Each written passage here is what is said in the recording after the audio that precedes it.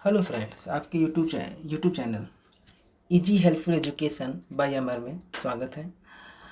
आज हम कब्जे की अवधारणा को समझेंगे, या इसे इंग्लिश में पोजीशन कहते हैं। ठीक, कब्जे का अर्थ। शास्त्रियों ने कब्जे शब्द की व्याख्या विभिन्न प्रकार से की। ऐसे में कब्जे को समझना बहुत ही महत्वपूर्ण हो जाता है। आइए थोड़ा अंग्रेजी न्यायशास्त्र की बात करते हैं।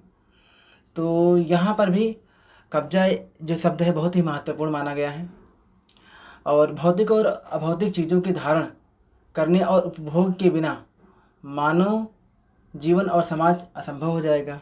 इसलिए कब्जा आवश्यक हो जाता है, जैसे भोजन, कपड़े, उपकरण आदि। हम कब्जे का दावा करने वाले पहले व्यक्ति को पकड़ बनाते हैं। यह सिर्फ चीज़ों का अधिग्रहण नहीं, बल्कि यह वस्तु के उपयोग के लिए एक सतत दावा है। यह कानूनी एवं वैध हो सकता है।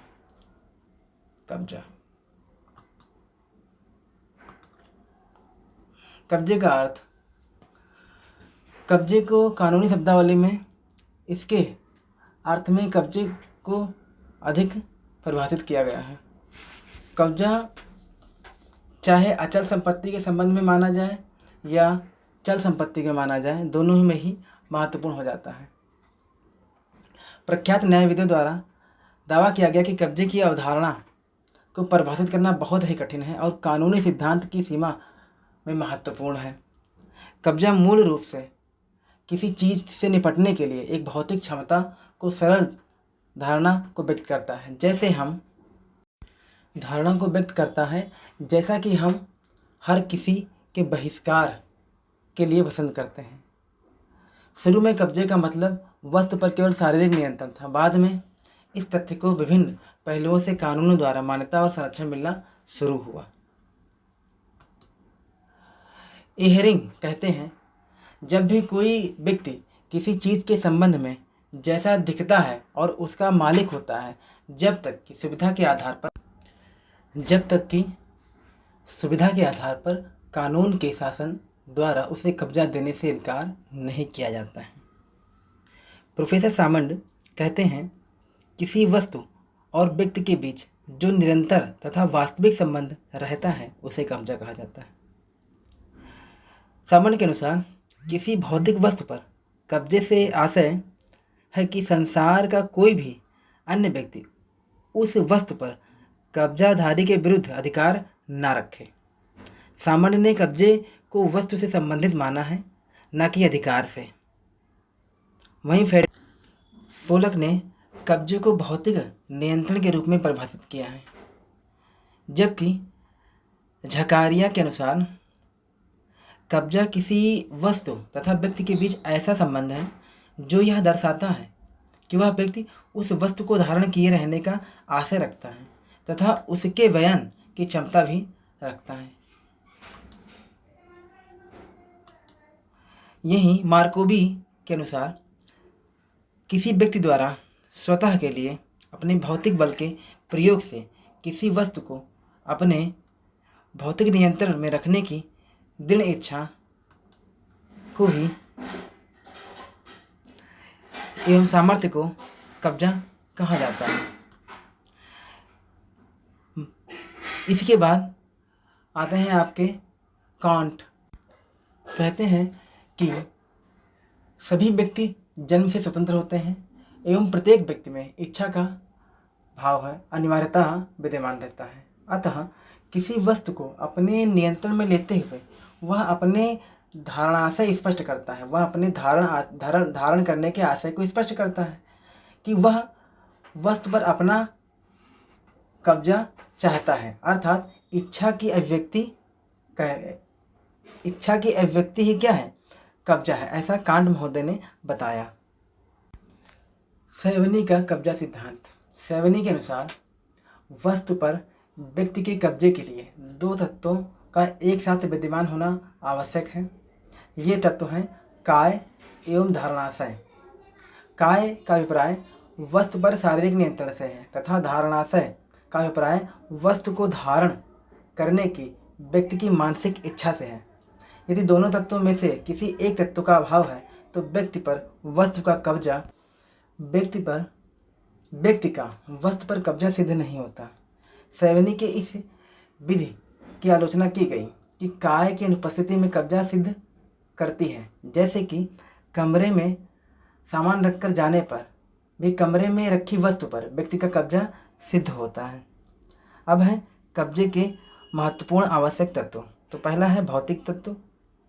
कब्जा का यह आवश्यक तत्व कब्जे की विषय वस्तु पर कुछ वास्तविक अधिकार और दूसरे इस अधिकार को प्राप्त करने की इच्छा का तत्व बताता है।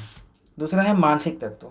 यह तत्व व्यक्तिनिष्ठ होता है, शारीरिक नियंत्रण में रखने के साथ धारणाशय की आवश्यक रूप से होना चाहिए। इससे उस वस्तु को दूसरे से पृथक रखने के संकेत मिलते हैं। इसे विधि कब्जा भी कहा जाता है। अब आता है कब्जे के प्रकार। तो मूर्त कब्जा और अमूर्त कब्जा। वहीं दूसरा है तत्कालिक एवं मध्यवर्ती कब्जा। तीसरा है समवर्ती कब्जा। फिर है अन्वयी कब्जा। फिर प्रतिकूल कब्जा। कब्जे का अर्जन कब किया जा सकता है? तो कब्जे को अर्जन करने की दो स्थितियाँ बताई गई। पहला, ग्रहण द्वारा कब्जे का अर्जन। जब कोई वस्तु पूर्ववर्ती कब्जाधारी की सहमति के बिना प्राप्त की जाती है, उस वस्तु को कब्जे का ग्रहण द्वारा अर्जित कहा जाता है। वहीं दूसरा है परिधान द्वारा कब्जे का अर्जन। यदि कोई व्यक्ति किसी वस्तु के कब्जे का अर्जन पूर्व कब्जाधारी की संपत्ति तथा सहयोग से करता है तो उसे परिधान द्वारा कब्जे का अर्जन कहते हैं। वहीं तीसरा है विधि के प्रवर्तक द्वारा कब्जे का अर्जन।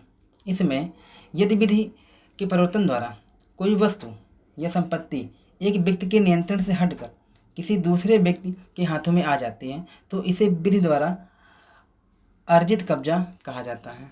ये सभी कब्जे के अर्जन करने के तरीके थे। अब हम कुछ कब्जों के प्रकार उनकी परिभाषा को देखेंगे।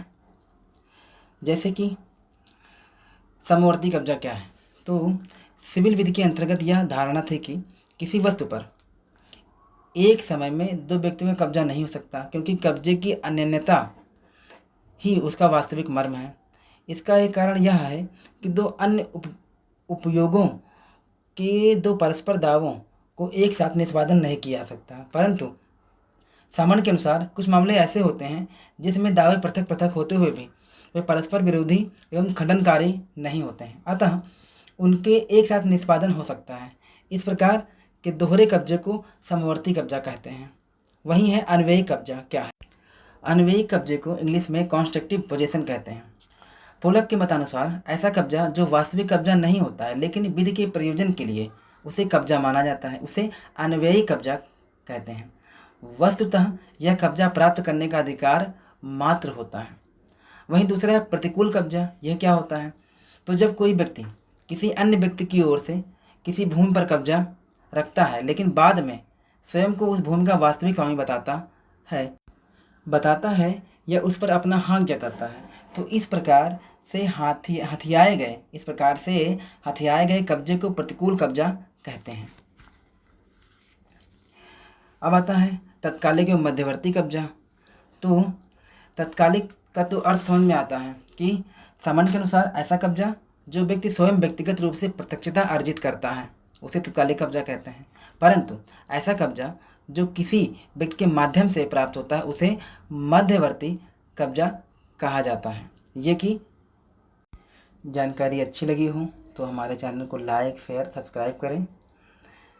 जय हिंद, जय भारत।